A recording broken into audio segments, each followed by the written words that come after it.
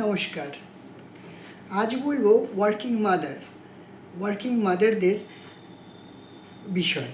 আমি যেহেতু একজন ওয়ার্কিং মাদার ছিলাম দীর্ঘ সময় ধরে, তো একটা ওয়ার্কিং মাদার তাকে কি অসুবিধের মধ্যে দিয়ে যেতে হয় এবং তার মানসিক যে কি পরিমাণ মানসিক টার্বুলেন্সের মধ্যে থেকে সে তার বাচ্চার ছোটোবেলাটার মিস করাটা করে, সেটা একমাত্র ওয়ার্কিং মাদাররাই আমার এই কথার সাথে নিজেদেরকে রিলেট করতে পারবেন। আমার বাচ্চার যখন 1 বছর 4 মাস বয়স, তখন আমি বাইরে আমাকে জবের জন্য যাওয়া শুরু করতে হয়। এত কষ্ট হতো আমার। 1 বছর 4 মাসের বাচ্চা, তাকে তো কোনো কাজের লোকের কাছে রেখে যাওয়া যাবে না, মাসিদের কাছে বা যারা সর্বক্ষণের সঙ্গী। তো আমি সকালবেলা বেরোনোর সময় মার কাছে ওকে রেখে যেতাম, আমার মার কাছে। আমার বাবা মা, আমি আপনাদেরকে আগেও গল্প করেছি যে আমাদের একান্নবর্তী পরিবার। সেখানে আমার দিদিমা, ঠাকুমা, আমার মাসি, আমার জ্যাঠা জেঠিমা, তারপর আমার জ্যাঠাতো ভাই বোনেরা সকলেই দেখাশুনো করতো। দেখাশুনো করা নিয়ে আমার কোনো চিন্তা থাকতো না যে আমার মেয়ের কোনো অযত্ন হচ্ছে বা সে সঠিক সময়ে সঠিকভাবে তাকে দেখাশোনা কেউ করছে না, এটা নিয়ে আমার কোনো সমস্যা ছিল না। কিন্তু আমি যে ওকে কাছে পেতাম না, ওই ঘন্টাগুলো, যে ঘন্টাগুলো সকাল থেকে রাত অবধি, সেই সময়টা আমার সর্বক্ষণ কাজ করছি, কর্ম করছি, যাই করছি, মাথার মধ্যে সব সময় ও ঘুরছে আমার। কিছু একটা খেলে ভাল লাগছে না, সাথে সাথে সেইটাকে প্যাক করে রেখে দিচ্ছি যে আর একটা নিচ্ছি ওর জন্য। এইভাবেই অনেকগুলো বছর কাটতে শুরু করে। তারপর স্কুলে যেত। স্কুলের যাওয়ার সময় সব সময় চিন্তা মাথার মধ্যে যে ও স্কুলে তো ওকে দিয়ে আসতে পারার, ওর সময়ের সাথে আমার ম্যাচ করতো না, কেন মর্নিংয়ে স্কুল যেত আর ও ফিরতো 12টার সময় সকালবেলা। তো আমার তো সেই সময়টা আমি আর মানে অত ভোরবেলা ওকে অন্য লোকের মাধ্যমে স্কুলে পাঠাতাম, আর নিজে খুব রেয়ার কখনো কখনো নিয়ে গিয়েছি। আবার আনার সময়ও তো আমি বাড়ি নেই। এবার ও সারাটা দিনও আমার জন্য অপেক্ষা করতো আর একা একা আমার সাথে কথা বলতো, মার সাথে। আর যা যা মনে হতো, যখন ও লিখতে শিখেছে সব লিখে রাখতো। লিখে রেখে আমাকে সেগুলো রাত্রিবেলা এসে চিরকুট ধরিয়ে দিত যে এইগুলো সারাদিন মার সাথে ও এই কথা বলেছে। আমার এত কষ্ট হতো তখন। একটা ওয়ার্কিং মাদারই এই কষ্টটার বুঝতে পারবেন। তো সেই চিরকুটগুলি পড়তাম, ভালো লাগতো। কখনো কষ্ট হলে সেই কষ্টের কথাও লিখে রাখতো, তখন মনটা কষ্টে ভরে যেত। তো এইভাবে চলতে চলতে আস্তে আস্তে ও বড় হতে শুরু করলো।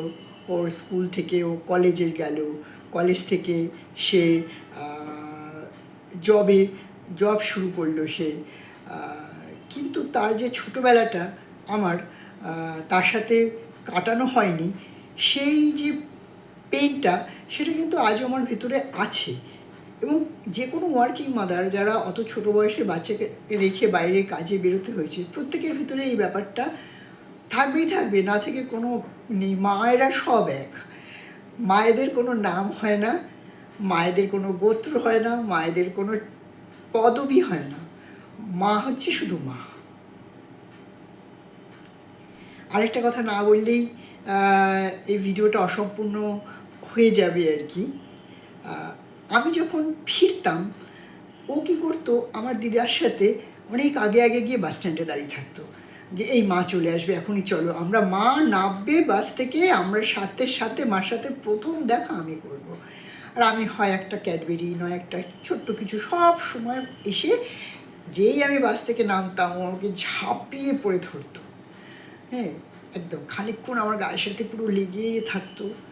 তারপরে আস্তে আস্তে আমি আমার ব্যাগ থেকে ওর জন্য যা আনতাম সেটা ওকে দিতাম। আস্তে আস্তে ওর ঠান্ডা হতো। তারপরে আমরা তিনজনে, আমি, আমার দিদা আর ও হাঁটতে হাঁটতে বাড়ির দিকে যেতাম। এরকম অনেক ছোটো অনেক ঘটনা আছে, যে ঘটনাগুলো আর মজারও কথা, আবার কিছুটা তো পেনফুল বটেই।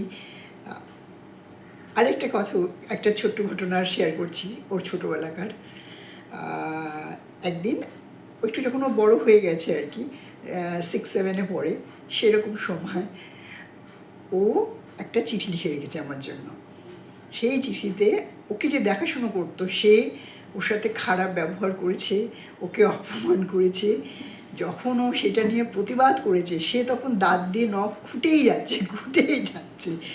সেই চিঠিটা আজও আমার কাছে আছে, আমি রেখে দিয়েছি। আমি এখনও যখন পড়ি আমার খুব হাসি পায়।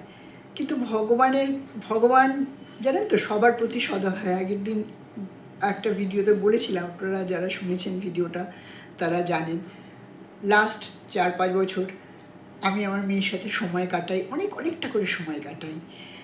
ওই যে সময়টা আমি কাটাতে পারিনি সেই সময়টা এখন ওর সাথে কাটাই, খুব ভালো কাটে আমার।